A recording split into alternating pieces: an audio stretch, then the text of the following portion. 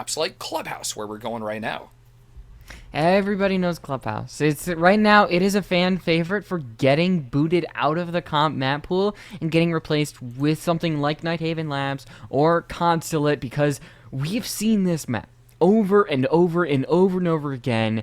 And with Vianney starting out on the attack, you can expect them to be bringing out something a little bit standard. I mean, recently we're seeing a lot of hard breach get taken out on Clubhouse, a Thermite, a Habana, but Flores does make sense. I don't think it's as popular on a map like Clubhouse, but you can really see the influence he has when you're trying to attack the gym area. You need to make sure you get rid of all the castle barricades, deployable shields, and taking him off the board just makes it a little bit easier, with the Thatcher Band being the supplement. Yeah, no surprises right there. I like floors for the basement as well, kind of taking it to the top of the building and the very bottom of the building, especially for clearing through blue if you go for a bunker side or a blue stairs side take as well, and looking to pinch in through that side, which is a little less common right now, and it's going to be a lot harder without him on the table throughout this match as we see it get going. Kaid really solid right there with Thatcher being unavailable. It's hard to get into the basement, and that'll make it a veritable bunker once we get deeper into the match if he's not off the table like he is now. Yeah, the basement is essentially what Kaid calls his home. It's a fortress when you have those hatches, especially if Thatcher is off the board. And Pulse, being that last ban, that is a surprise to me, Treasure. Pulse almost never gets played on a lot of these sites. I mean, the only area where you would see him would be the basement, and a lot of times you're playing a very risky game playing underneath the soft floor because of how much influence a Sledge will have, a Buck will have, which you can see. The Buck is in play, but that'll leave Mira up. That'll leave Azami and Valkyrie up. Neither of them being played, or one of them, excuse me, Dallas Pickle is bringing them up, but all right, going to Jim Bender. You got any thoughts on who you see coming out of this? Yeah, well, right off the bat, I see some interesting things. Mira was left on the table, someone gone unspoken during the banning phase, and so Reno is going to make it pretty strong defense up in the bathroom over there, which is always hard to contend with. On the other side, we're even eyeing Callie, which is a pretty interesting one that can have big ramifications, especially on this farthest west hallway by B site, because she can command that whole line of sight and make it super hard for you to hold this hallway that we're looking at right now on this 90 corridor. And having that Callie when there is a Thatcher ban, it does make it a little bit easier to get the wall open, because Jam Lover is going to be on the bandit. You could have a little bit of a bandit trick in play, which, funny enough, is actually really hard to counter as a Callie, because once your lance goes out, you can't control the timing of it. You can't actually deploy any hard breach until after the lance has deployed, which then allows the bandit to get right back on the wall. I like Chaminade's chances here when they're trying to defend towards that gym side, but as Vianney, they go towards the actual CC side, get that open very early on, and already 2 bandit batteries taken off the table. It seems like Cam Lover is not going to go for the bandit trick, and this wall will get opened easy as pie. That's exactly what the attack wants to see. This is exactly what Vianney wants, especially with the split push, as they have other players moving in through cash room as well. We saw Gugs playing pretty aggressively into the breaching hole as it was coming up, and yeah, the attackers are very aware that they are around this corner somewhere, and they're going to double breach this to get a better line of sight and really catch this defensive player in this room. It's going to be almost impossible for Strix to survive coming out of cash unless it's on the back of a double kill. Reload. Strix decides to stay in cash. You've got Ivan looking towards the actual con window, and Fairy God Mommy could be the first player to encounter the Wamai, but the timer continues to tick down, and now a drone will spot the Wamai. The pinch might come out. Can he take any players down with him? Still alive. He slinks forward, finds the head of the Nomad, but doesn't take it off. But there's Gug. Gets that kill onto Ifans. And so far, the cash area will be unabated, but as Strix falls, the Vianney attack will start entirely making their way towards construction, but without that Callie, who was looking over by that hot tub wall. Gug's still doing a great job of holding this extended push and making it difficult for actually, oh yeah, any more pressure to come from Cashroom, getting a second kill through that soft wall that they left intentionally open for just that situation. Elsewhere, Haruno was successful in finding that kill that you mentioned as well, which has really choked out the attack. Just two players, one of them inside and one of them still on the awning, trying to find a way in. Fairy Godmommy does have the opportunity to put down some gadgets, make sure that runouts aren't going to be a big stressor for them, but it's a tough spot, especially now that the defense knows their location. Nothing to take out that Black Mirror. All Fairy Godmommy could do is see it and try to go somewhere else. The same with Waxes. And they're probably going to enter from the construction window, maybe the actual site window, because with 20 seconds left, there are not a lot of options, Treasure. There are 4 Chaminade players left alive, and they are not going to be peeking these angles anytime soon. Black Eye Camera is taken out, but Chaminade knows that these players are entering their domain. They find one. Waxis is able to get one, but that is all that remains. A pretty dominant first round for Chaminade, starting off with their roam that was able to waste a lot of time and take a lot of bodies with them.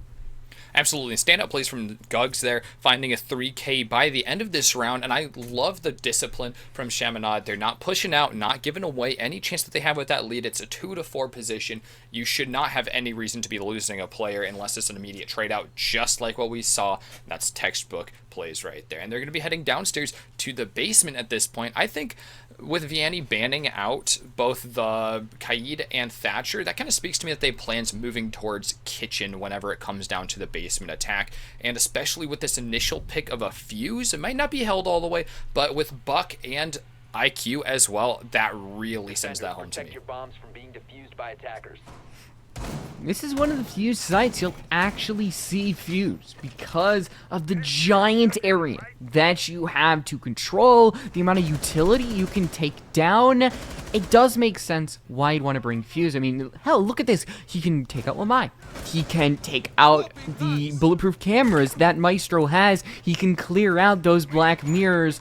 You can get so much value as cardboard, but you need to make sure that you're actually safe while you're doing it, because 3 C4s are on the board, and Chaminade could very easily just huck one up, blow it, take off a very large piece of utility, and, well, you already lost round 1. You cannot lose another one without starting to get in a little bit of a mental rut as well.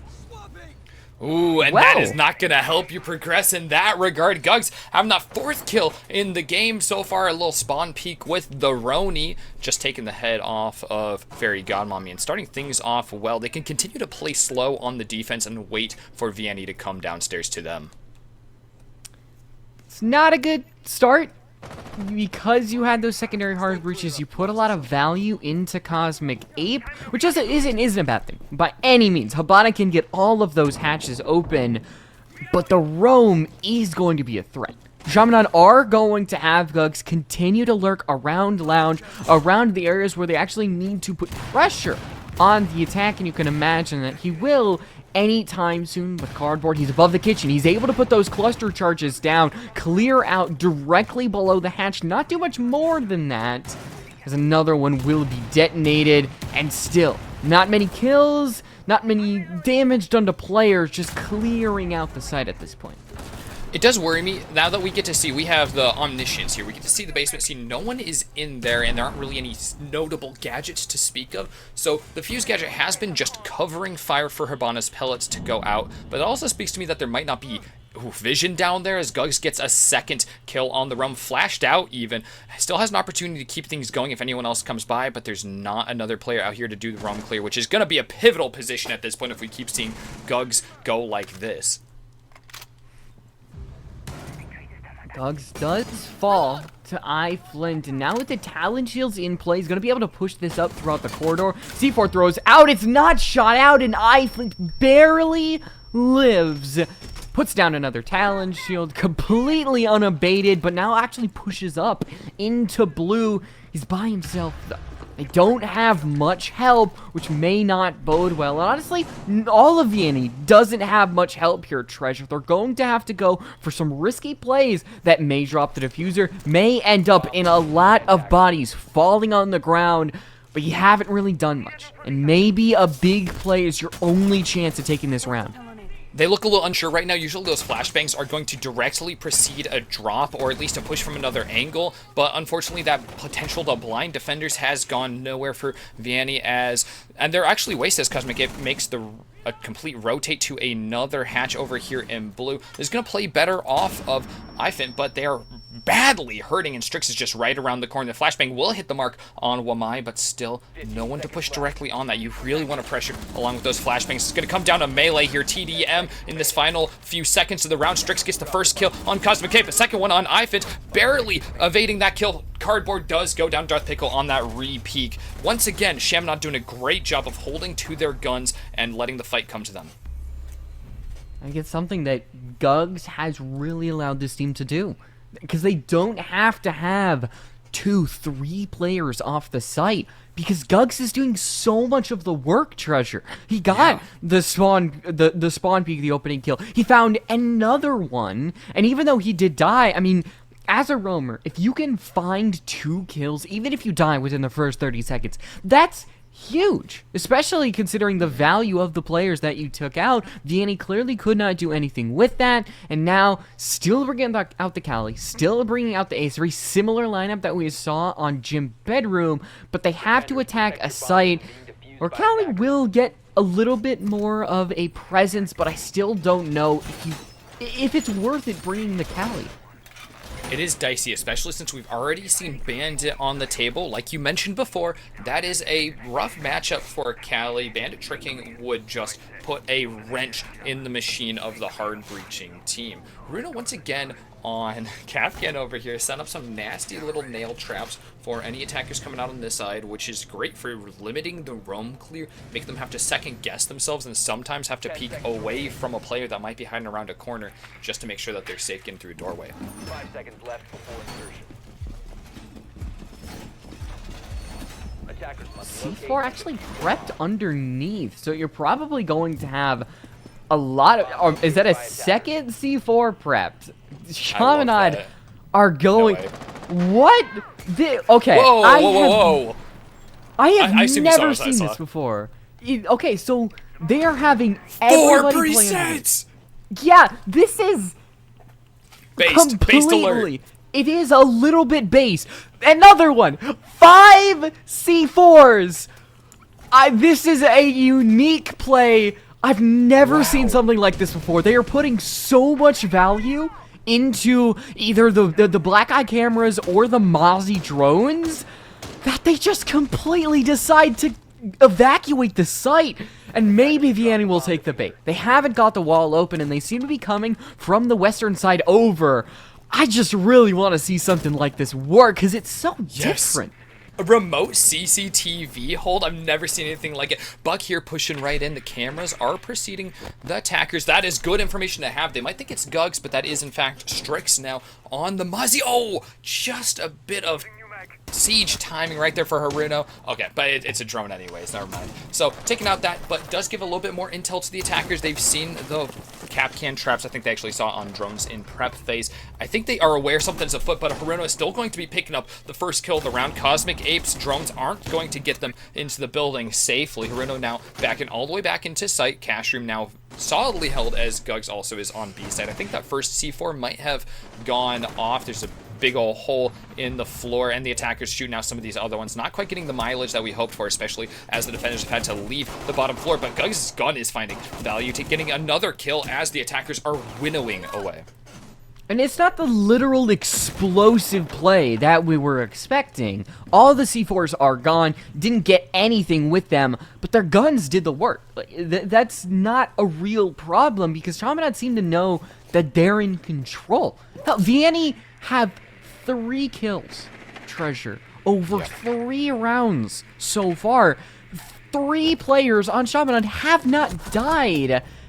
It's not a great starting round, and it's looking like a flawless one as Cardboard barely misses that leg. They don't die, but right now, it's not the best gun for a 1v5. Everybody knows you don't pick up the op. The AK is what you want in Cardboard. Using that fully automatic, they take out Gugs, but they have 4 more players that they have to best. They don't have the diffuser.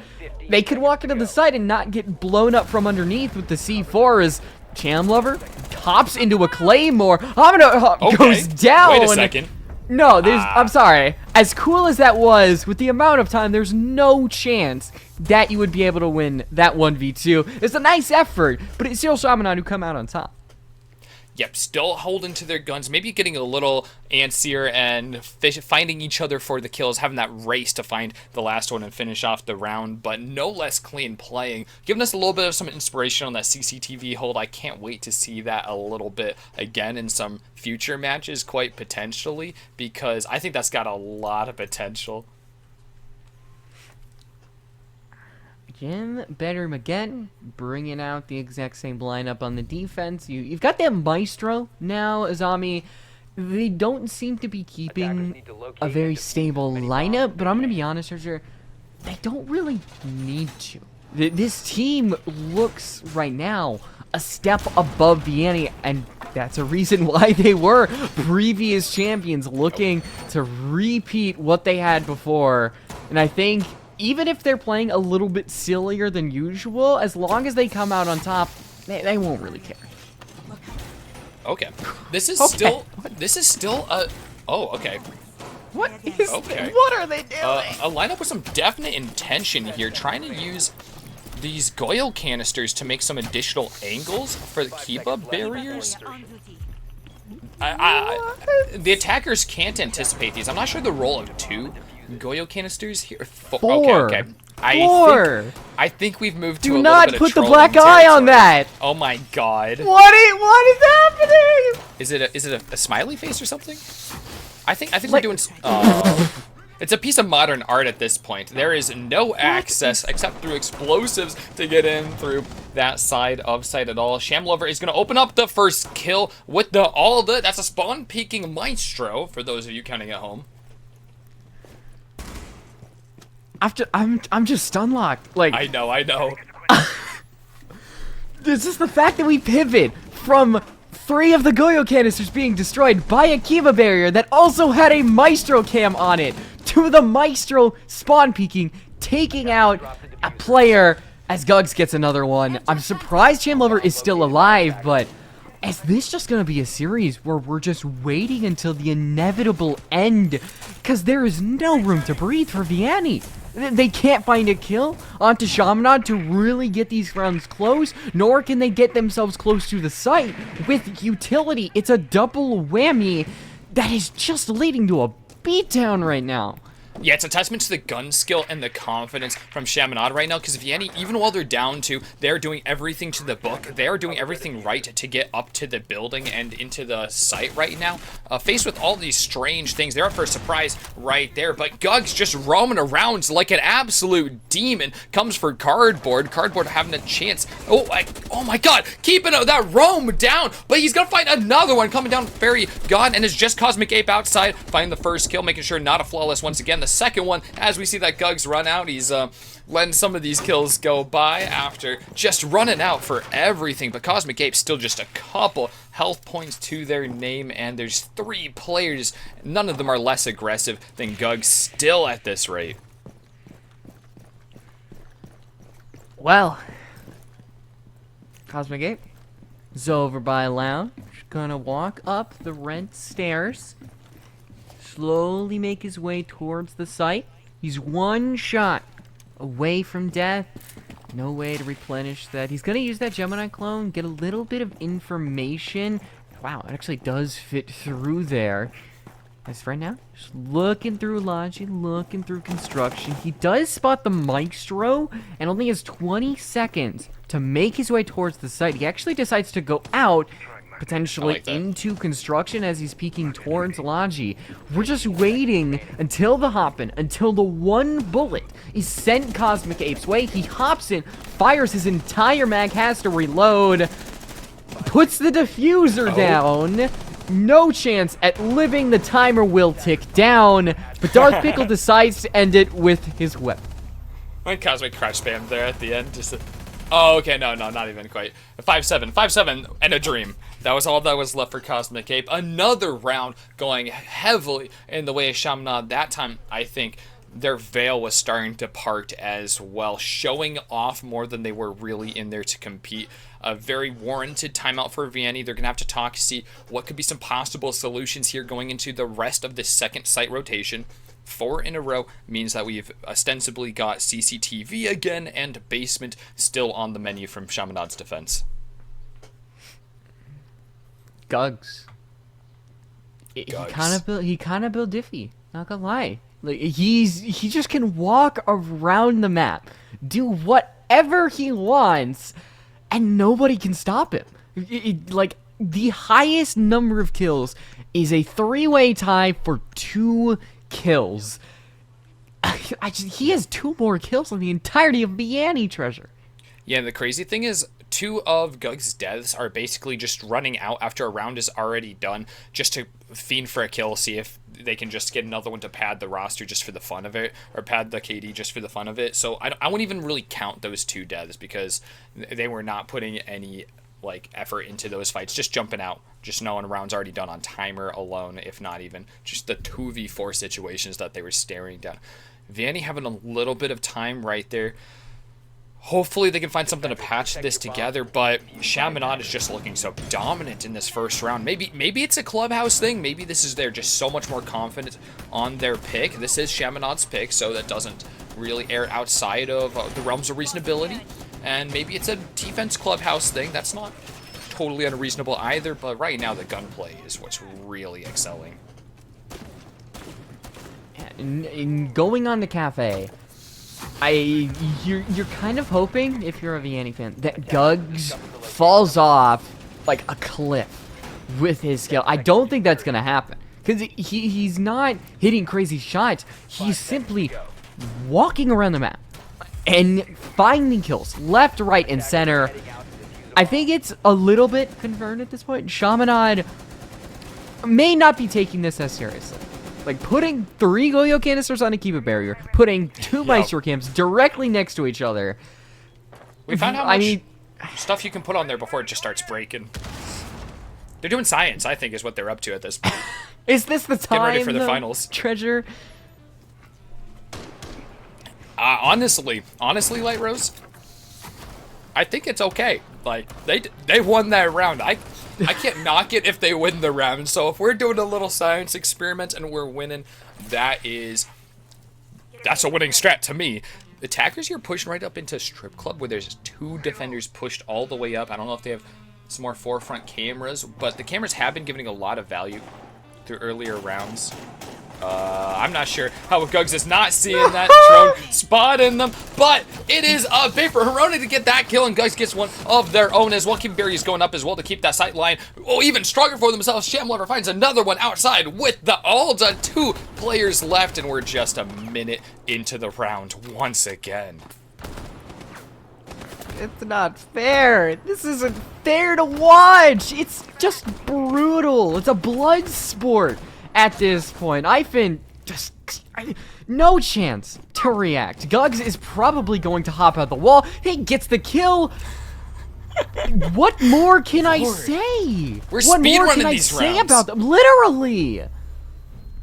At this point, I feel like Chaminade is competing to see how few rooms they can allow Vianney to touch inside the building before the round is over. Unfortunately, that timeout is not getting what Vianney needed. I don't think any bit of information you could exchange in that amount of time is really going to do it right now. I think this is a faded half, maybe even a faded map, because I can't see a way that we're not sailing head on into a 6-0 half at this point. 6-0, no, there's no way that Vianney would be able to win basement with how things have been going. Maybe they'll survive the spawn peak. Maybe they'll survive 30 to 45 seconds into the round. I'm not hedging my bets, because Chaminade are just doing whatever they want to do at this rate. And that includes peeking every single door known to man. So Vianney, rush? Dirt? Maybe? Go, do something different than a very default take, because that's not going to work. Yeah, no, you definitely got it. When playing to the books is just not working here. I like that call, a dirt rush. That might be something to shake things up. But at this point, if I'm Vianney, I would be surprised if we rush into dirt and Chaminade is all 5 in there already with traps galore. Because this is the pace things have been moving at. Is this going to be a 4-trap door? Yeah, Of course it is. Of course. It's 5, Treasure. Is there one on the other side? Let me underestimate. see it. No, there is 5 on one side. Beautiful, I'm pretty sure. Beautiful. That'll kill an elephant, honestly. Put Rook with a stem, like an old dock stem, Yep. and have him run through that. He would get blown up in mere seconds.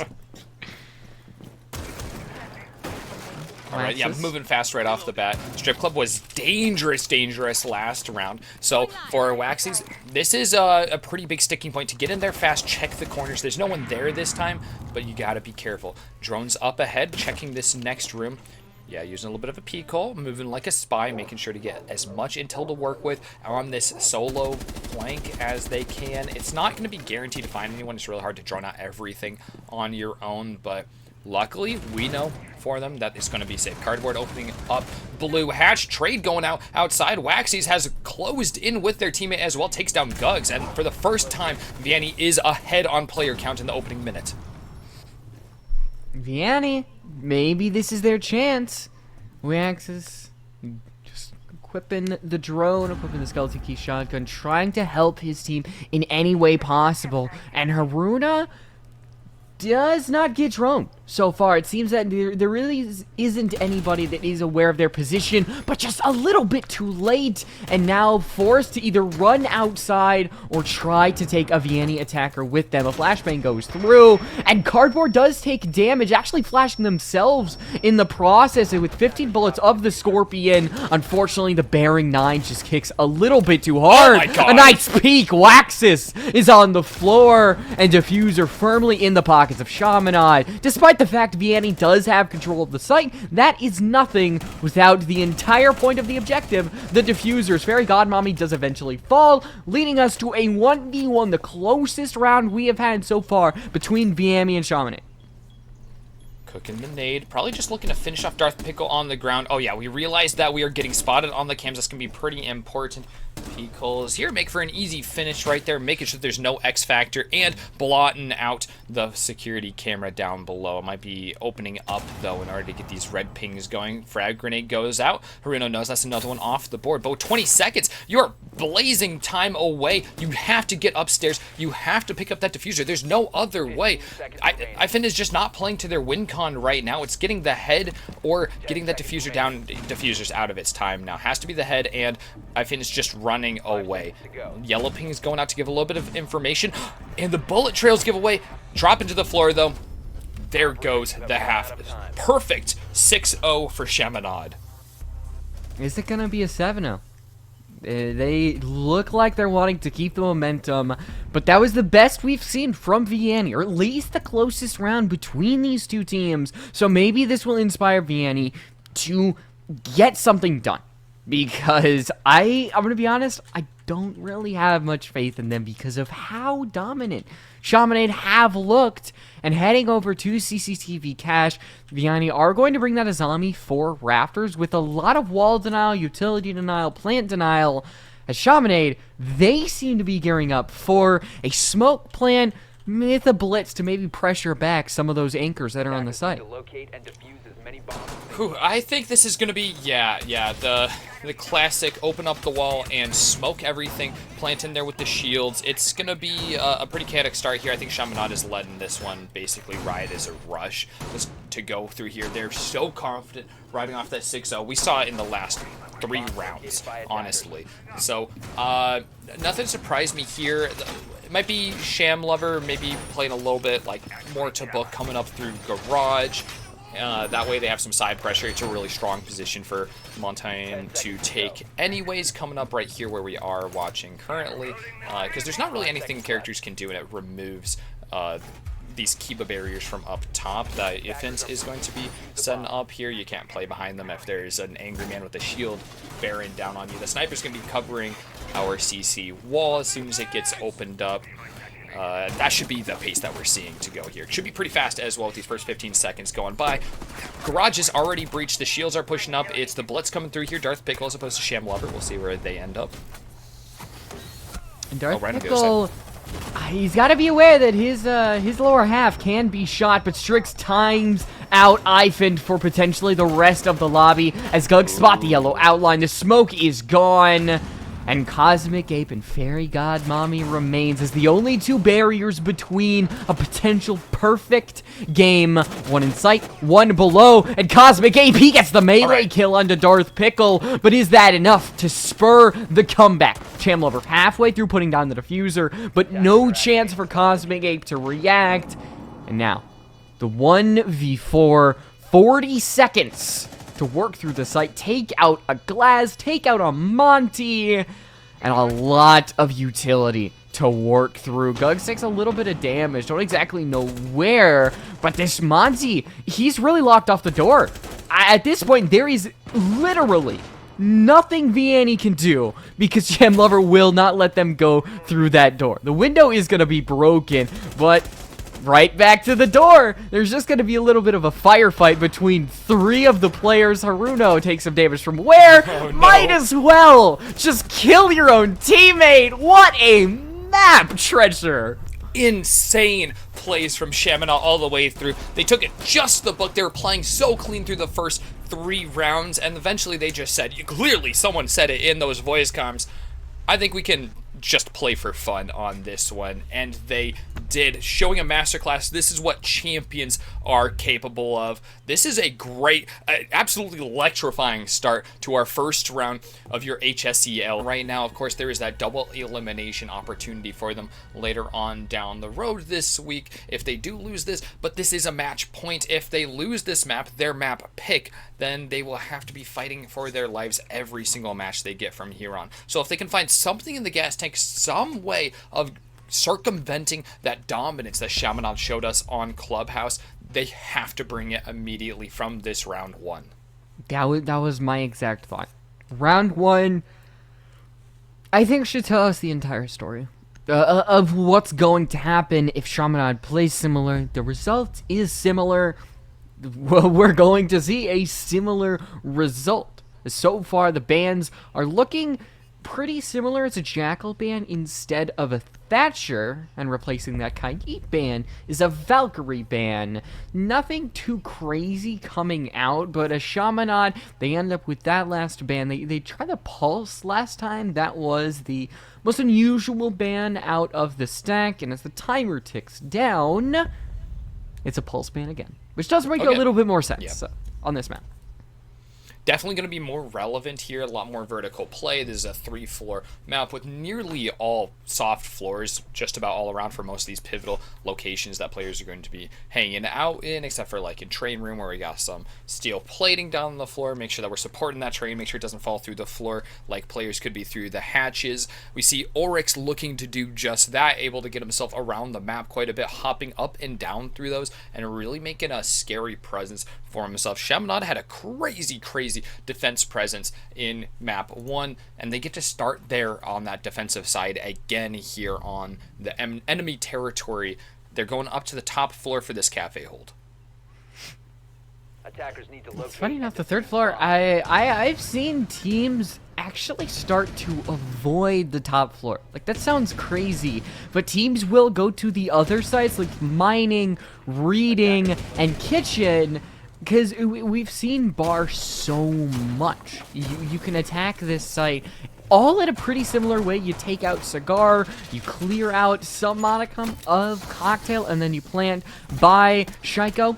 And the round simply plays out the way that it should, as unfortunately the second Kiva is about as useful as the first, and that is to say not effective at all as Gugs decides to, they are realizing the ramifications of the utility that they just unfortunately wasted. A shame, but that is the folly of Azami sometimes. Yeah, it's a little bit inconsistent at times, but they do have more in the way of bulletproof line of sight reduction in that castle that we're seeing setting up right now. Shamlover will be able to keep a couple of those sight lines restricted, and with no sledge on the attacker lineup, those will actually prove to be a utility sink. Oh, for them as well, Strix! No! The Rhino taking off Guggs' head. Guggs, extremely powerful player throughout all of the last map. Yeah, okay, that was a hole that he was looking to open up in order to watch over the next room over. Already, Vianney is at an advantage. We'll see what they can do with it. Bruh. Yeah, that's the only way to describe that. Hey, Strix does get the opener. So, I mean, they have avenged themselves at some level. It's still a disadvantage because Shamlover was immediately refragged. And I think, Vianney, you gotta win this. Like, come on. You started with a 4v5 advantage. They took out their own best player. What more do you need besides everything that I just listed?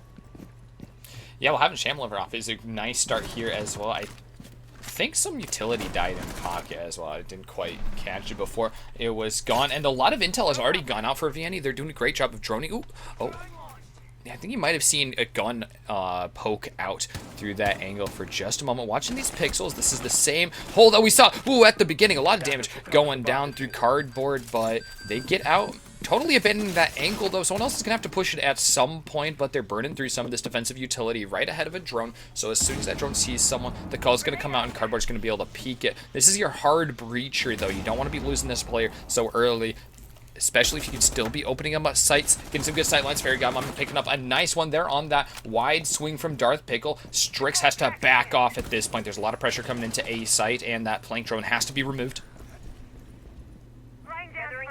Speeding with the orcs, he's gonna try to get in position as soon as possible. As Strix does see the Gemini and does take the head off of Waxus. What a play it would be, starting off with a team kill, but ending with a potential 1v5 ace. Yeah, no. Running into the track stingers does not help in the slightest, as Cardboard does get that final kill. So, Vianney, they actually win the round after given the unfortunate advantage that Chaminade gave them. So, as we move on to that second round, third floor, you would expect that maybe this will go better now that they will have the player that got them a lot of rounds in the previous map, Guggs. Hopefully he'll stay alive.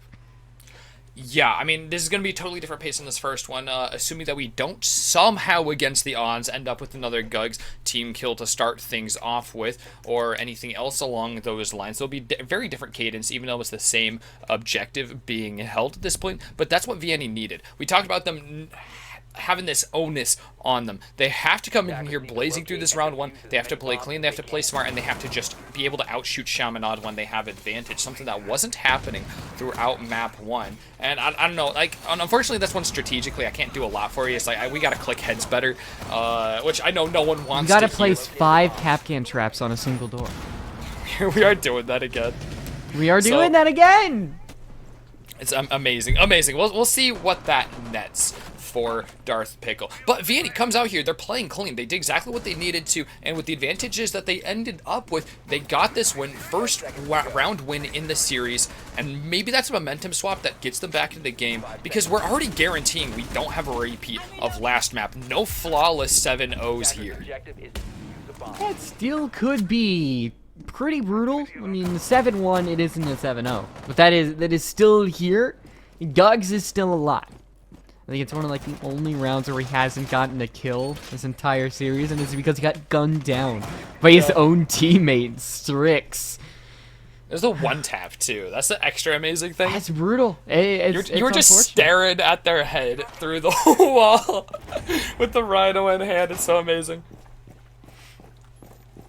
Clearing out the first floor, and then probably moving their way up. That's what we see teams do instead of working their way from Red Hatch and then upwards. It's kind of the reverse. You don't usually see that as often, but clearly Vianney, they had something in the last round that got them the round win, the only round win they've gotten so far this entire series. And I think repeating that, it won't hurt you.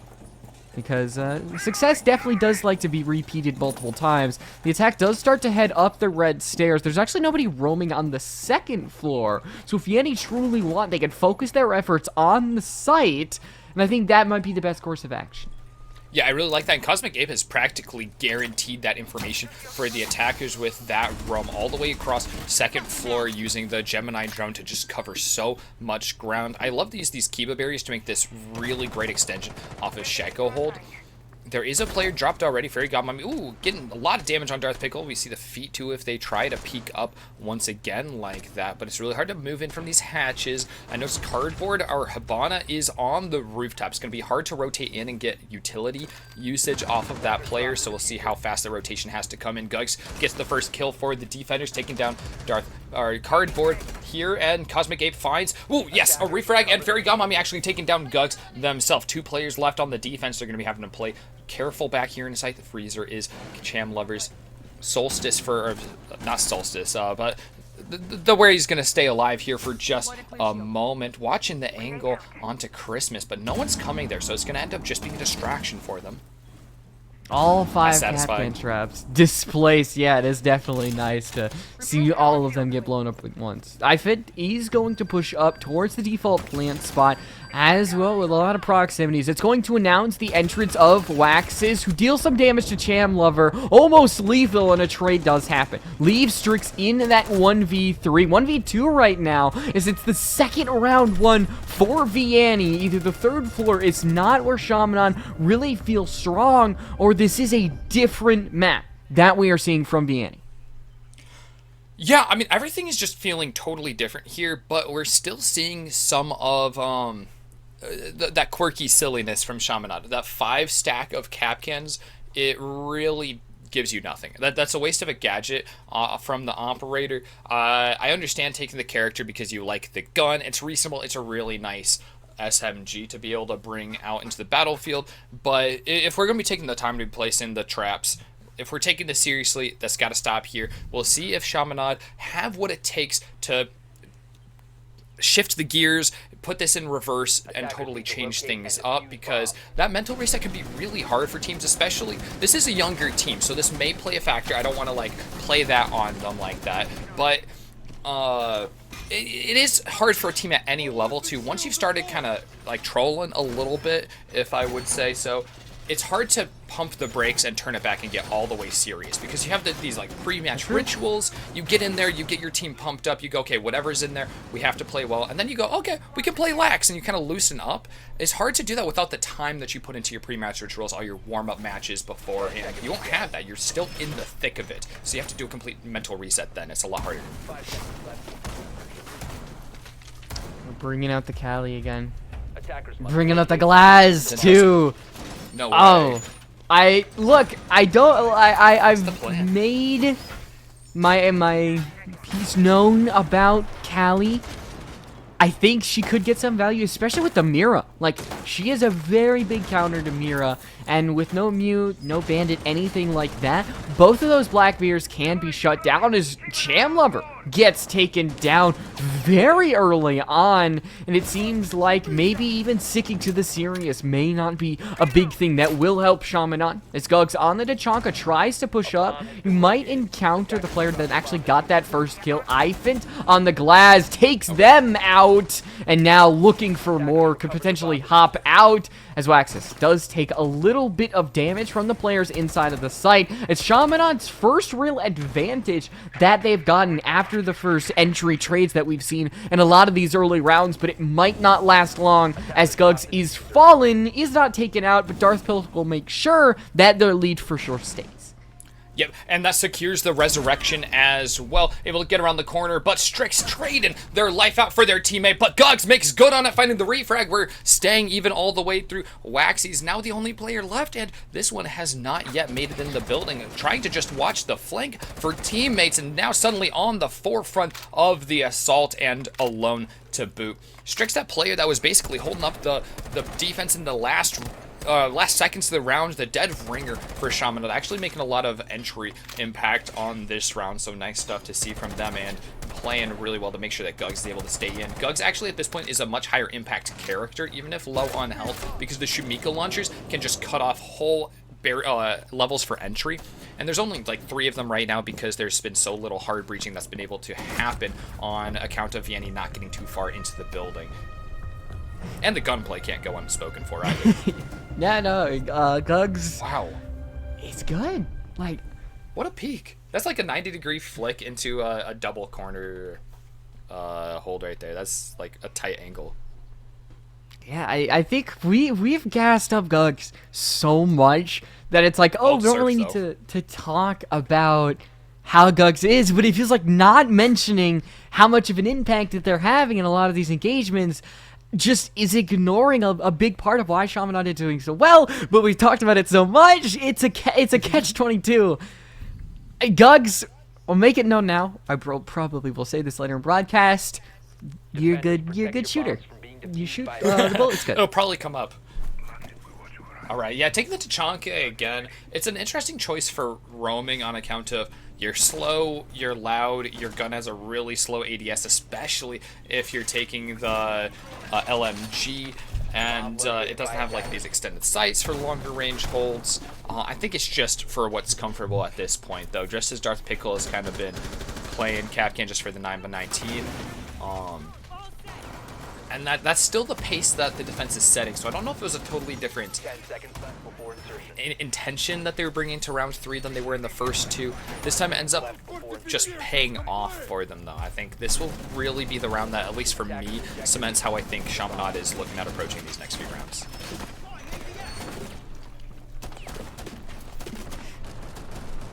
No Callie in this round. They're swapping up a lot, bringing the Maru, bringing the Nook that you might see on a lot of these entries with how big Cafe can be, and a lot of stairs that can actually put you towards those mid to top floors. But the Fuse is a pick that may have a bigger impact.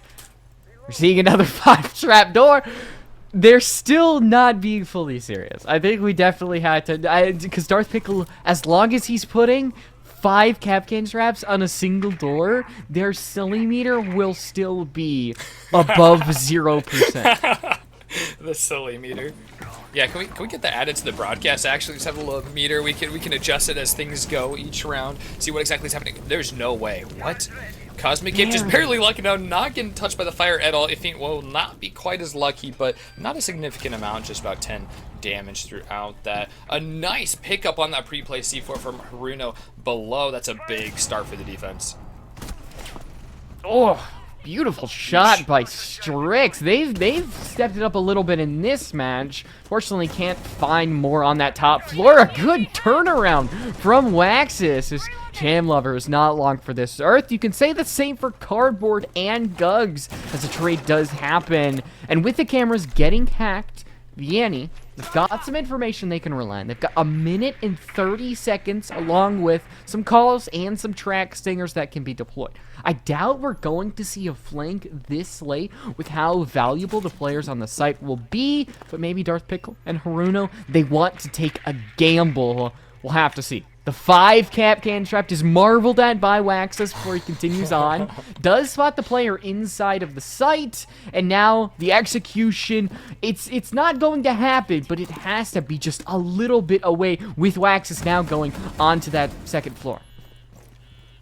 All right, yeah, location given away by that wall of explosives. Waxy's finding the 3rd one on the round against Dark Pickles. Haruno pinned in this corner. Only thing to use is this bulletproof window. Seeing some pings on the other side of 90. They move around. There's a lot of bullet holes as well. Seeing the edge of gridlock. It's not enough. Fairy Godmommy finds another kill on this round and closes out the 3rd one in this half for Vianney. All right, so it's not the round change. It is not where the site is. It is just that Chaminade is different on Cafe. They're not the same confident team, and a lot of that could be that Cafe is a lot more vertical. They are going to see these teams go from above you, look down, and so far Chaminade haven't done the best at reacting to when their roamers are taken out, which also the roamers aren't being as dominant as they were. They may still find 2 to maybe 3 kills, but what Vianney have done wonderful is they've found refrags for almost every single one. We've only really seen one round where Chaminade have taken a definitive man count lead, and that was the only round that they've won so far out of the 4. Honestly, I think that's the real key, is that Vianney is able to play together a lot more effectively on attacks on this site so far, and those refrags allow them to get to that middle phase of the round, and especially that late phase of the round where they're actually able to maneuver their smart gameplay a lot better into fight wins, into kills, and eventual round wins. But any of those rounds that we're seeing earlier where Clubhouse, we saw Chaminade just kind of pubbing it up, running around corners, jumping out windows, checking windows with Aldas and such. It's not as easy to do on this map, and I guess, I don't know, there's a lot of windows you can be looking for spawn peaks here, but they aren't doing the same, and they don't have the same confidence for some of these peaks from Chaminade, so we're seeing fewer early double or nothing kinds of kills. These are all, just trades back and forth, and those favor Vianney. We see them getting much more solid rounds, more comfortable, even when they do lose, as long as they're able to keep an even number of players throughout the round. Thinking about the adaptations that Chaminade need to have to win this round, my first thought goes to holding Pixel a little bit better, and the fact that there's not a shield there, it doesn't inspire confidence in me, but I think with Chaminade playing so close, maybe they're just wanting to get the jump on this team, but they already have a player on the first floor, and looking towards Train and that red hallway. A lot of eyes on the roamers that have had so much say in that first map. So instead of holding the pixel area, they're just going to push by Piano fully into Cigar. It is a little bit of a risk, but Gugs knows that sometimes aggression is the best medicine to deal when you don't really have the answers. But as Darth Pickle falls and no refrag is around the corner just yet, Vianney could claim yet another round on the top floor. Light Rose, why has Waxy's not been handed the EBR before? This is amazing. So consistently opening up kills on DeKB. She wasn't banned last round either, finding crazy value for the team. Gugs gets that kill from around the corner, flanking on a feint. They have neglected Christmas Room at this point. Haruna finds that save back in the round. The kill going out once again for Gugs on the pistol on his re-peek. It's a 2v2 or 2v3. Sorry, I'm missing Gugs there up on the top end. Cosmic Ape, Cardboard have to redeploy to get around here, pushing on that pixel angle that you were talking about before. Cardboard's taking a lot of damage, not just from electrification, but also from the gun behind them. Cosmic Ape coming up right in behind, and there's gonna be a nasty flank coming from Gugs. If this is hurt, it could be pivotal and bring this up to an even count. Oh, but he's not ADSing.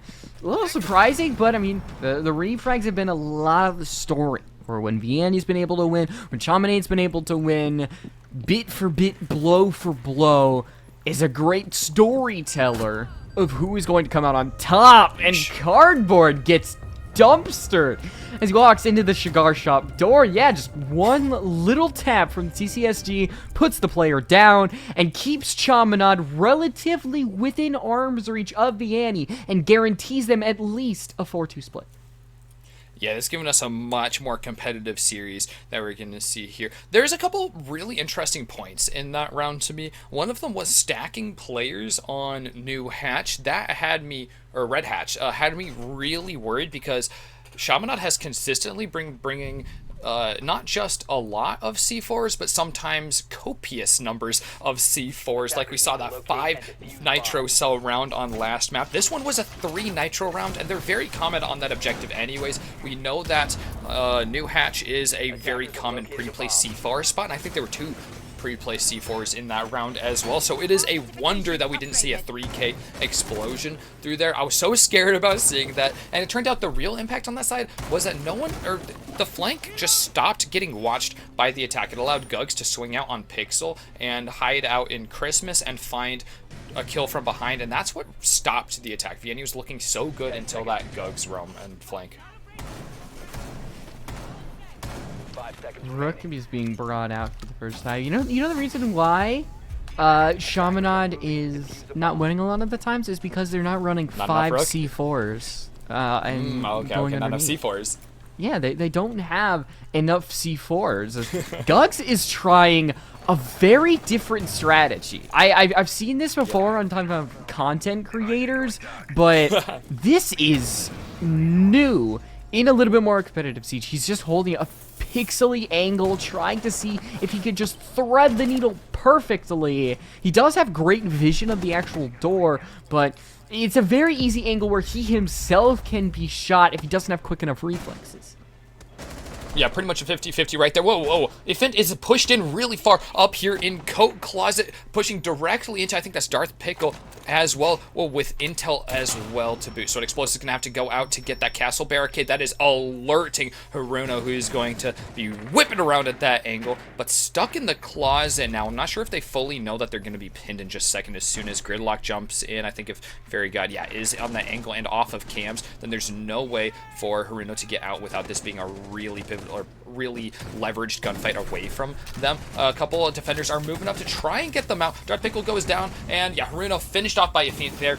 Gugs, though, is going to be swinging out and taking off that other angle of the attack. Fairy Godmommy pushed off the board. Gug swings yet again. This one's not going to go in his favor, though, and it's a 2v3 again, but opposite direction of last round.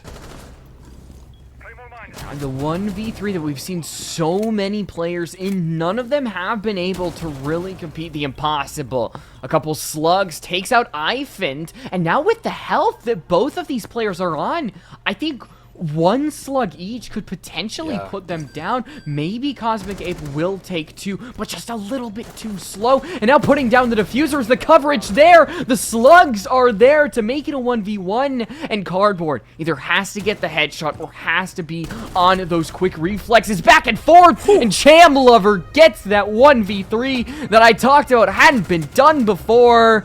And that's all it took. Couple of slugs and a couple of kills give Chaminade the 3v3. Yeah, Sham Lover looking amazing there, ending 2 rounds with clutches as well on the shotgun. I guess the last one wasn't as much of a clutch, but the 3v1 clutch with all TCSG, that is beautiful to see. I think we need to see a lot more semi-automatic fire in this lobby between them and Waxies, because that's some nice shooting with the big high caliber guns. I mean, it's kind of a high risk, high reward thing. Like, you have a high amount of damage, but the recoil can be a lot, and we saw that when they were trying to take out, I believe it was Cardboard. And if you hit your shots, you can be rewarded with a bountiful round win. The Chaminade, they get to go on the attack. I think this was definitely where they had a little bit of dominance. They bring out the Blitz, they bring out the Amaru, and they could bring out surprise factors that Vianney will not expect. We'll have to see if that tends to rear its head, as so far they're having like a real push, but also having the Blitz Amaru that usually doesn't indicate a serious push. Yeah, as far as the silliness meter goes, if we're revisiting that concept, yellow and orange are typically those character icons that can indicate something a little funny might be coming up. Stuff like Glaz in red, Fuse in red, Ying in orange, Lion in yellow, and Blitz. These harken back to some classic metas that are even referred to as this, the yellow meta. When Lion was absolutely broken, it could allow you to just Ying, Flash, and Blitz rush into sight when the enemies are pinned down by the Lion until E1 depinging out everyone's exact location. Not like that anymore, but it will give us this general location, which is giving away Cosmic Ape right now and going to cost them their life. You can't be moving around on those, especially with the Amaru on the board. Gugs on 2 kills, already taking out Pixel, such a pivotal spot to be opening up. Waxy gets one to shut down Haruno and try and even these odds up on the rooftop. Darth Pickle is ready to flash any defenders in there, and Gugs finds a third one, shut down on the stairs. And great double peek from Vianney. They make it a 2v2, but Trix can fully shut down the top floor, and he finds the kill onto Waxes. But he gets blinded by his own teammate. That may send them into the grave as Darth Pickle. He's got that ACOG that you barely see anymore. He could get a great pinch with Trix if that's what they want, but instead Waxes is going to find something. Does he have the time to stim? He actually decides not to. Pulls out the bailiff, and that will be his end. It's a 1v2. Vianney does have the health advantage, but Chaminade have sight, they have diffuser, and they have smokes. Treasure Diffuser is starting to get put down for Darth Pickle. He's halfway there. He's just trying to fire some shots. He's able to work through that woodwork, reload, and now re-peek, having the pinks to help him. And a great play by Ivan, using the information. Give it to him. He's going to give his team the lead back. Beautiful steal back of the round. I love, we could see that communication in real time with the yellow pings. I don't know what's going on with those two Chaminade plays. There wasn't a single shot fired back, near as I could tell. At this, they were just left to take that P90 fire from a range, not doing too much damage, especially through wall bangs. Eventually, it's gonna add up a huge 2K to clutch that one up, especially after Chaminade started that one off in a terrifying manner. I'm so happy that we got to see that Amaru, harpoon, what do you call it, grappling hook? There we go. I think that's my favorite round actually of the series so far. No, it was very enjoyable, definitely, to see Gug zip in behind Cosmic Ape and just unload a bunch of bullets into them. It's something you very rarely see with the Amaru, because the surprise jump-in factor isn't exactly a thing, because you're going to be able to hear the very slight zip, and Cosmic Ape, either they were just committed to the reinforcement, maybe we're slacking off a little bit mentally, but it, well, like I said, still very funny as we're swapping off the Blitz, hopping onto the Lion, as Waxes is actually back onto the Warden to try to counter something like a Ying or something like smoke grenades that actually aren't in play here.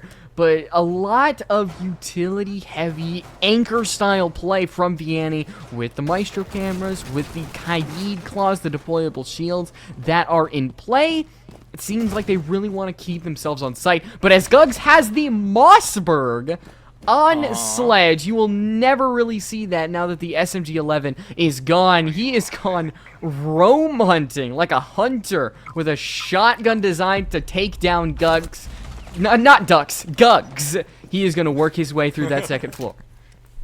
Oh my gosh, yeah, he took a lot of damage on wall bangs there. That's not going to help, especially with these instant peak kind of fights that he's got to be taking. He might be taking a couple hits as he comes around the corner before he lands that pivotal shotgun shot. He has found his final destination, though, some of that soft flooring above sight, trying to open up a way to, open up the wall down below if ever they need to rotate onto Bakery side. Chamlover finding a nice kill at long range against Cardboard, who just couldn't find the head fast enough. The LMG having a lot more damage output than the 9mm SMG at that kind of range. Sledge just continuing to do that groundwork, opening up all of the ceilings on site.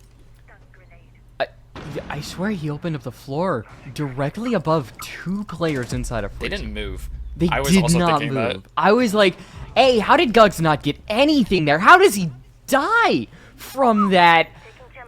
Alright, it's a 4v4. The wall is going to get open, and Ivan is going to be able to escape through that window as the coverage is there for Vianney. They have the cameras, they have the ADSs to make sure that anything that flies through that freezer is caught, whether it's in 4K or by those ADSs. And Strix over by Coach Shet. He could encounter that player, that Cosmic Ape inside of the freezer as Ivan gets the second kill of the round. Wax is so close to making it a 4v2, but instead, Vianney still only have a one-man count lead that is evened to a 3v3. The ADSs, they're still there. The cameras are still there as Haruno barely misses the shots. Flashbangs roll on through. Red pings might help them here, and the flashbangs get the work done. It's a 2v2 triple kill for Fint. They get some tracers right around them, but they do not even flinch. Treasure. No way they get that third kill. After all those flashbangs coming in, every single player on this board has been locked in a tense gunfight for the last minute and a half. There's 20 seconds left now on the clock. Chaminade have to start moving. Impact Grenade just trying to take some health off of Strix. Successful in doing so. They're just about a one shot, even for a P10. Roni coming around. Oh, Waxies does find this kill. It's down to just Strix on such a low amount of HP. Waxies finds that double kill to finish things out. Defense keeping it up, and Vianney showing that they might have what it takes to take this one out. There, tenacious, ahead once again in this map. It's no Chaminade on Clubhouse, but it is still a very impressive showing from them. Waxes has definitely stepped up. Whether it was on the attack, the Warden that they were just on, finding those two final kills, adding to their KD, there is a different special sauce to this team. And Gugs, even though they haven't missed a step, because Waxus is still there, because Vianney is able to fire back, their kills aren't having as much impact because the refrags are there. We talked about it early on. I think it still is worth mentioning because it can be a great way to keep your team in it. Vianney, they've been able to go kill for kill, and a lot of times they'll end up on top, getting that one little kill advantage early on, whether it's the entry or getting just the let's say a 2v2, getting that opening kill. I think Vianney could definitely finish out on Cafe. I don't know if it'll be on reading, but they have a lot of rounds that they could potentially still win, or at least guarantee overtime. I believe in them. Yeah, they're looking so confident right now. I mean, like you were saying, Waxy's stepping up here, but clutching up that round right after, like I was praising them on their Decabi play on attack side. This is a Waxy showcase that we're seeing this round. Of course, you said Gug still fragging out of their mind, and that is just something that a player at that level is just going to continue doing. Like the gunshots are just going to keep coming out every time you give them fights. But Waxy's doing such a good job playing with their team. I think Vianney legitimately is a better team at playing these long, drawn-out, like brawl-for-brawl kind of gunfights, because they're consistently coming out of them just a hair ahead, and they're exciting rounds too, because it's 3v3, 2v3, 2v2, 1v1, and another clutch time and time again. And no matter who's winning, it's giving these back-to-back rounds. But coming up here close on that match point potentially for Vianney, as they're starting to hit their stride more and more. A lot of shields. 3 deployable shields Vianney are deciding to bring. So they're still keeping that anchor type that we see. And now with the Echo, I think you're going to have even more players just sit back, let some of the roamers do the job, like Fairy Godmummy or Waxus at that, who decides to let Chaminade have a taste of their own medicine, ends up getting a kill onto a player with frag grenades and an ability to make an impact with that mid-round. You can see that's where the spawn peak happened, and that's where Haruno will spend the next 3 minutes trying to help his team while not picking up a gun in the slightest. Yeah, that's really gonna hurt. Over here, Cardboard hears the sound of their traps going off, but it's not enough. Gugs just takes the fight better. Commando in hand, taking that kill. Strix on the other side has been removed. Once again, yep, Cham Lover peeks out just a little too far. They don't know where Waxies is. They're gonna now gonna have to hunt them down, especially this 13-5, spraying every angle, trying to keep that fear of Waxies in the attack. Darth Pickle and Gugs left all alone. Gugs trucking ahead, looking for this next kill on the staircase, as not even the top floor has been cleared by the time they're down to 2. There's one player, though, that can do something like this. Whoa! With a shot like that onto Waxus, not even flinching, getting that kill.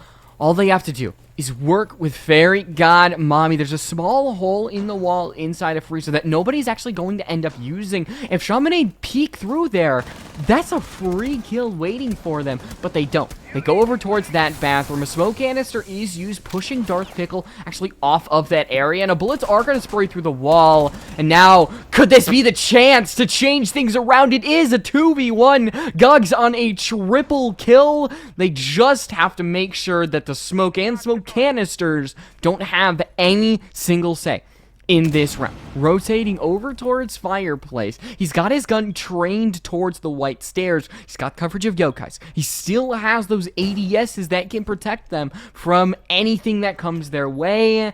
So Ifan, slowly, carefully, hearing the small steps right above them, right in front of them, that could help them at all clutch out this round and put Vianney on map point. But the pings, you hear them, Treasure, whether it's the Z pings, the red pings, it's helping Ifan slowly but surely make his way towards victory. Darth Pickle, he's halfway done putting down the diffuser. The coverage from Gugs is there, and he ends the round with a 4K. I said if there's one player that you wanted, it would be Gugs, and I think I was right. absolutely a 4K. Another crazy dominated round. I was thinking that those cameras were going to be immensely helpful for Vianney. They were giving great calls too throughout the round, especially now that we had a round, I think one of the first in this map without a Decapi being up and able to really mitigate those and take them away entirely for the defense. But the Gugs difference just changes things, turns everything topsy-turvy. 4K on the run doesn't really need information to kill anyone either. Just like, I don't know, you had a fight like over on that side of the map. Let me get some vision. Maybe a breaching charge? Yeah, that'll be perfect. Boom. Instant headshot. That's the power of angled grip right there.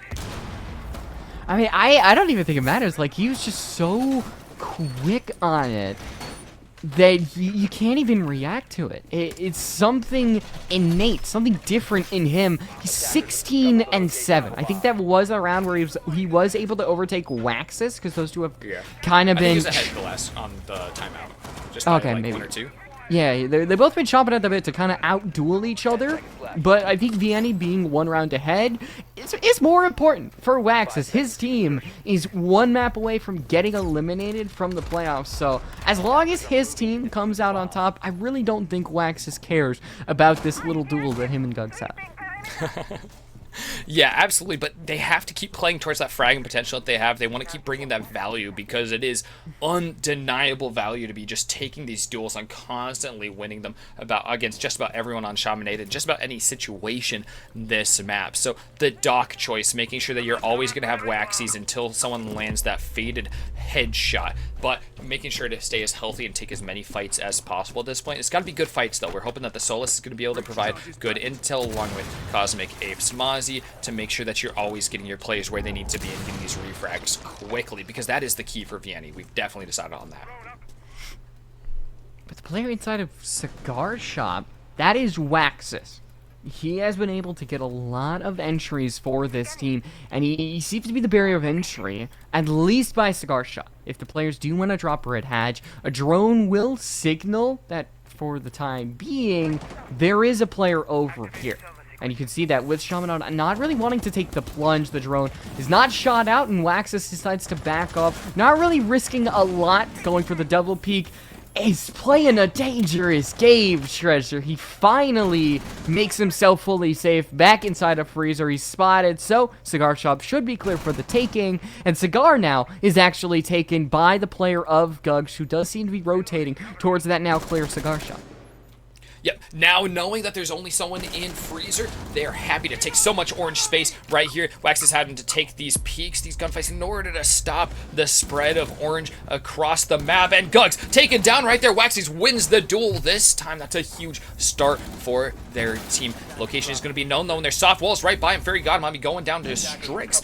Down below, Diffuser picked right back up for the attackers. Darth Pickle is hunting on this wide peak. They don't have a lot of intel on the other side of sight to work off of, though. So Chaminade needs some more to work with. Waxy's making a foolish, oh no, rotate right there. Strix makes another one, sees the head for just an instant, goes for it, but he's going to be crossing a dangerous angle while Haruno takes down Cardboard. It's only Ivan down here below to have this playback potential. Explosives out of the pocket, so vertical plays so much harder without an impact. There's the head, of it's not quick enough.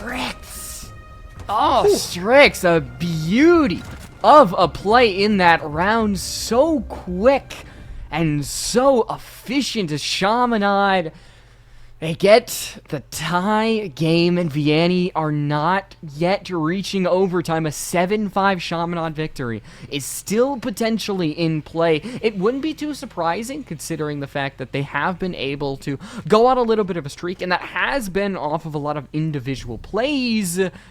But Vianney have also relied on Waxus. So it seems to be the story of the 3 players in the lobby right now, of Waxus, Gugs, and Strix. Whoever shows up and does their duty in that round usually ends up taking it. But as we're all tied up, who will it be? There's nearly no such thing as momentum in this map so far. Only 2 rounds of the 10 that we have clocked so far have been not in these two round long strings. Vianney wins 2, Chaminade wins 2, trades back and forth. 2, 2, 2. We just got 2 rounds in a row for Chaminade as they even this one up. We've got 2 more rounds in the half, potentially, as long as nothing... Well, I guess we got 2 more guaranteed either way in this half, no matter who wins them. See if we go to overtime or not. And we'll see if someone can string together those pivotal 2 in a row that it would take to win the map and potentially the series if you're Chaminade. Line scans going on pretty early. You might see that just to stop any roamers, stop any potential spawn peeks or spawn rushes that might happen. As Cardboard and Cosmic Ape over here, they seem to be trying to prep the C4. You saw that little up head motion signaling that as a Capcan trap is spotted. I don't think you can actually shoot it through the hatch. Does actually wiggle their way towards that angle as Gug seems to be spotting more players. Actually does catch the roamer, trying to go to Freezer, equips that gun ready to duel, but the opportunity has passed him by, and Strix tries to double up on it. Takes some damage off of Cardboard, but he's immediately healed up. That's the one time we're seeing Strix not find the kill in one of those advantageous situations, and I've been playing the same position as before. That's something that Strix should have been aware of, having to fight them on this staircase the last several rounds, is able to get the kill from below where they're just not looking. So Ivan here has to kind of watch that window. There might be others coming from there, less likely though, and I think they're hearing the sounds down below. The wide swing from Darth Pickle running is not going to be good for him. Ivan standing up there, another opportunity. Darth Pickle should have been very aware, especially after seeing their own teammate die just in that same spot before. This puts Vianney in a great spot for this round, up 2, still not losing a player. God, Cardboard gets another stim. That's 2 stims used on a player that has tanked so many bullets, and now just the blue wave coalescing around that diffuser, knowing that all they really have to do is guard it.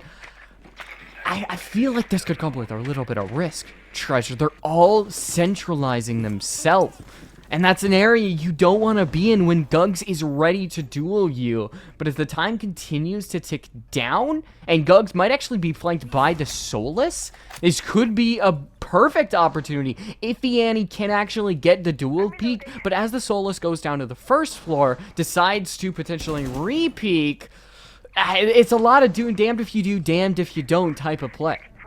Well, I think Gugs knows just from sounds alone at this point that he's dueling so far. Gets that first one, knows that there's a player right there. Goes for the second one. Is Ivan going to get the second one right there? A triple kill on the round. Another player peeks them. They're happy to just keep doing this, wasting more time. Even though they die, they're in such a winning situation. Haruno had to go down to get that diffuser. Shamlover trying to destroy the barbed wire to give them an opportunity. No! 2 players right on top of each other. Haruno now with the triple kill, and it's just Cosmic Ape alone and offside. Has to run back to the other side and try and make this retake as Haruno and Shamlover are able to start the defuse going on the other side. They are blind in sight now. The diffuser has gone down, and Cosmic Ape, he's got 40 seconds to work with. A lot of health gone on the side of Chaminade. The C4 still in play. He is going to use it to take out Freezer. Trades health for a player down. It's a 1v1. Haruno can put his team on overtime. Guarantee that. He needs to get 1 bullet, but he misses. Treasure, that could have been it, and now he can play the time-wasting game. 10 seconds is all he needs. There's a drop down in front of him and a window behind him as Cosmic Ape has to rush. 3 seconds, and unfortunately, it seems like he's not going to be able to get the kill. And Chaminade, they go towards match point and are 1 round away from ending this entire series here and moving on in the HSEL playoffs. Another just edge of the seat game, just so tense over all these moments. I think there's a couple like sloppy mistakes there right at the beginning of that round from Chaminade, but crazy comeback potential. I just saw the Strix and Effint plays, the 3Ks, one for each team, just so competent. Like, I love the depth of play that we're seeing from both these teams. Everyone has had their 1v1 to decide who would be going on to overtime. And with Chaminade now, they've got all the cards. Treasure. They can go towards Kitchen, a site that they have previously won with Gugs by their side. 17-9, Strix 11-10, and Haruno, the player that won that 1v1. Whew. Times are tough for Vianney. Do they have the grit to get themselves out of this, or at least guarantee a couple more rounds of breathing room? There's a lot up in the air here. Yeah, this is the first time in this whole map that Chaminade has been ahead, and this is the scariest time for that to be. This is not just a map point, this is a match point. Vianney's playing for everything on the upper side of the bracket right now in this round. They have to keep that going. They have to take this to overtime right now in order to have that chance at seeing their map 3. They want to take it to theme. They have it in them. We've seen that fire every single round of this map. They have done so much to come back and show us that 7-0 on Clubhouse is not who Vianney is. They are so competent here and calm, cool, and collected in the face of so much that they've had to go through all the silliness, which has fallen away. Chaminade has had to get their serious faces on to try and find the win in this map before it starts getting dicey in a decider. Cosmic Cave actually reinforcing that hatch pretty late into the round. And the bandit batteries are there, so that actually dealing with the Blackbeards is going to be a little bit more difficult.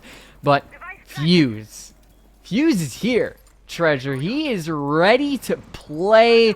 Got those secondary hard breach. Got the ability to take down so much utility in the side. I think he can counter every single bit that Vianney decided to bring in with Strix already by dining. He takes a couple pot shots at the player of Waxes. Decapping Vianney that early by taking him down would just be such a great sign for them. But so far, neither player has decided to push up. And the longer Waxes can stay alive, the better Vianney will look. Ooh, this peek right here through Coat Closet could be really impactful. It's Strix that takes the kill on Waxies, just airing in there. Not sure what to be working with after the two of them both became aware of the other one's location. Air jabs going down the hallway to cut down rotations from Bakery. That's going to be pretty impactful here as we get to the mid-round. Black Mirror giving plenty of intel on Gug's location. Oh, somehow finding that headshot on cardboard as they peek out for the kill on Strix. It's a perfect trade for the attack right there, keeping them ahead by just one player at this point. Gug's making a quick rotation around to that northeastern side of the map. They already have those air jabs set up, which could help if someone tries to swing them. And can opening up the freezer right here. So much leverage for the attackers. Haruno finds a kill onto iFint, and Vianney has put up such an effort in this map. Coming down from 7-0 on Clubhouse. They've been able to put up 5 on Cafe. And these two players, they find a couple kills. Cosmic Cape with 2. Fairy Godmommy with 1. And now, what a play from the two utility denial brothers inside of the site. They put Vianney on overtime and give them a second chance at life. Enormous round right there. That's exactly what Vianney needed, especially in that clutch situation. Cosmic really showing up, and I think that might be too antsy of a play from Chaminade. We saw Gugs actually, they're going double peek on teammates 2 or 3 times, closing up on the end where there's already someone watching those. It allowed for Vianney to just keep watching their angles, and as long as they're playing tight angles and playing safely and landing shots, which they absolutely are and have been, they're able to walk away with that one. Even a scary, scary bottom of the 9th kind of setting that we saw ourselves in. Overtime is not going to let up on the pressure at all, though, so strap on your boots, Light Rose. They've been strapped for quite a while, because this map has been... This map has been bootstrappable. It's been an exciting one. Clutches, individual plays, everything you love to see from games, and it's coming off of Chaminade in that first map. I think we're all expecting them to maybe not emulate that 7-0 again, but something like a 7-3, 7-4, that they would still take Cafe, but they have struggled a little bit, especially early on. They've been able to bounce back. I mean, Gug's having 18 kills definitely helps that, but as a team, I think they have done a little bit better on the attack, and now they're going to start on the attack. They might have to finish on the attack if Vianney does win one of these rounds, and Chaminade does win as one as well, but we'll cross that bridge when we get to it. Yeah, I think one of the luckiest positions for us to be in, as people weren't in the lobby fighting for our lives. As spectators and commentators, we get this opportunity where statistically every single round is an absolute 50-50. Neither side has shown an affinity for attack or defense, so these overtime rounds swapping back and forth really means nothing for who's gonna win. We're just gonna be waiting for these picks, and the way that we've been seeing either, even if Chaminade takes like 3 early picks, Vianney is not out of it. They are digging themselves back out tooth and claw from any loss that they take in a round. Wax, he's getting the first pick on Strix. That is those air jabs out of the way. Not gonna be able to watch the flanks. Sham Lover dying through the smoke from the defense. The hard breach has to come through, but the electrification's still up on walls. Barbed wire's going out here. The 3 attackers that are still up, making their pressure on Bakery, but there's an opportunity for Vianney to make a flank. Cardboard finishes off Cham Lover after having downed them earlier. Here we go. Finally, some real pressure on Bakery, but there's some hard peaks that have to come out if Chaminade wants to force the fight on this side of the map. And I think they do know that somebody is by this corner as Cosmic Ape does peek. Gugs makes it a 3v3, and now, for Wumai, he's definitely stuck because there is an angle that is being held by Bakery, and they have the drone for confirmation. And I think Waxes is coming to help, but now that Haruno is no longer there, and the opportunity to get the kill is passed, and as Gugs finds another one, they can get the revive onto Haruno while getting coverage from Gugs, who does get the headshot, gets himself a quad kill, and Cardboard is upstairs. Doesn't have a C4, and there's so much time for Chaminade to work with. Cardboard is by the Red Hall stairs. Like I said, there's so much time. Time being the big difference maker. Chaminade do not have to rush. They can work through a prep, maybe use some of those large amount of bullets that Gugus has, and they know that Cardboard is over by the code check, but there's just not an angle. Darth Pickle goes off of the diffuser, heads right back on it, knowing that he is safe from the coverage. Does Gugs have the angle? Does he have everything they need to win themselves this round, put themselves on map and a match point? Cardboard, he pushes forward, he dodges a couple bullets, and Gugs ends it with an ace because, of course, he does. Treasure, one more round is needed from Chaminade to win themselves this one.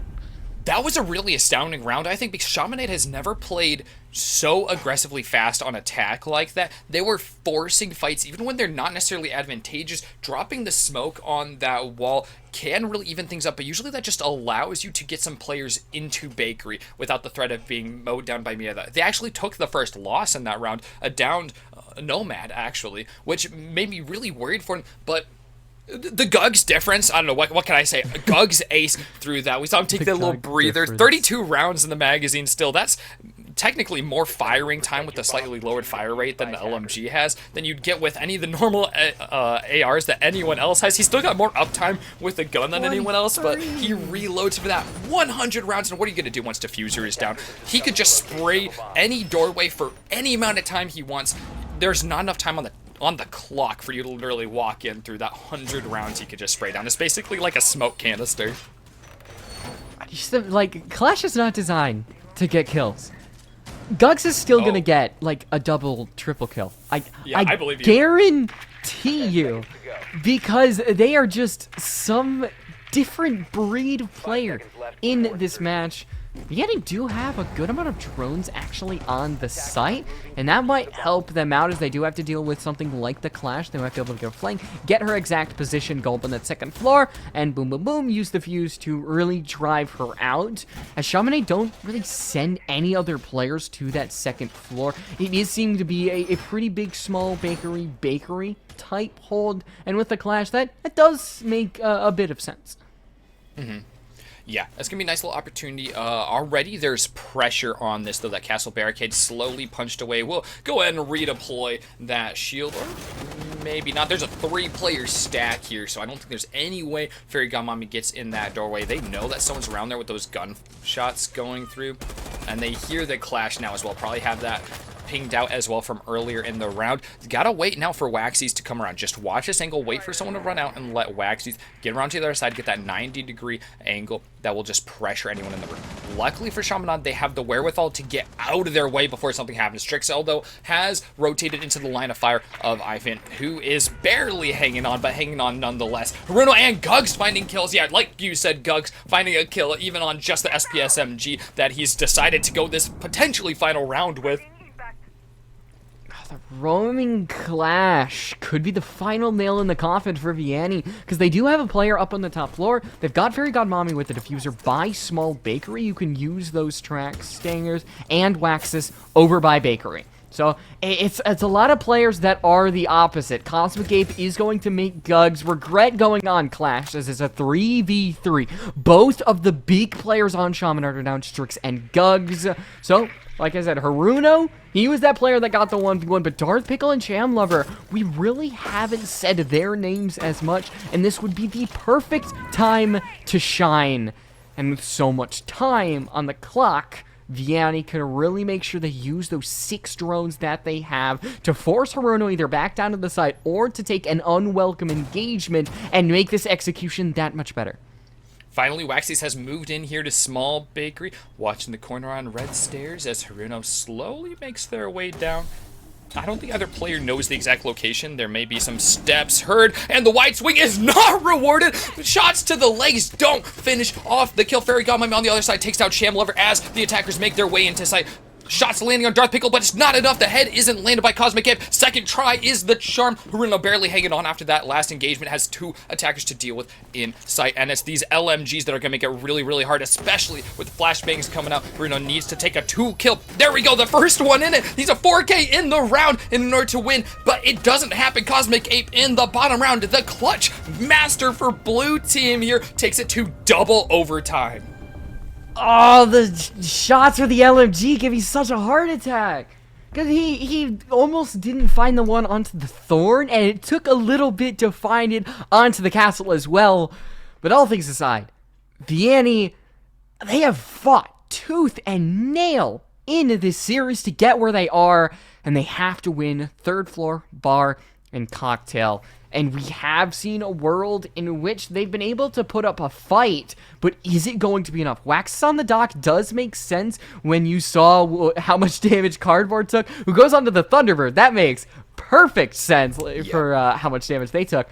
But remember last time, they all coalesced around the diffuser. They all decided to head up to the top floor at the same time and just got mowed down.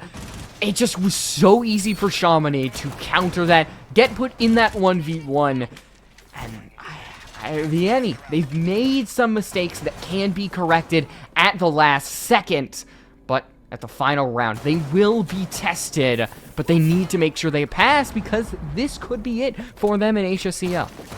At this point, I would not put any credence in stats to indicate how this last round is going to go, but if you really want to, I'll give some of them to you here. On this overtime, we've got all attack wins, 2 attack wins for each team, so that puts Chaminade in a significant position here. They're back on attack again, and third floor being the second choice for defensive site for Vianney, not perfect for them either. They're 1 and 2 defending this site, so technically negative as well. Neither of these are really huge stats, but they're notable, and that might have some impact here. The defense lineup is going to be able to take so much damage between Thunderbird, Doc, and Rook. Each one of them is like a tank. They're a rhino running down these hallways, and we'll see if that allows them to keep up, especially in the face of Gugs, who is basically pushing that 2.2 KD through these last couple rounds, just insanely deadly. Gugs on the IQ has been deadly. They're spotting out a potential Solace, the Kona stations that are there.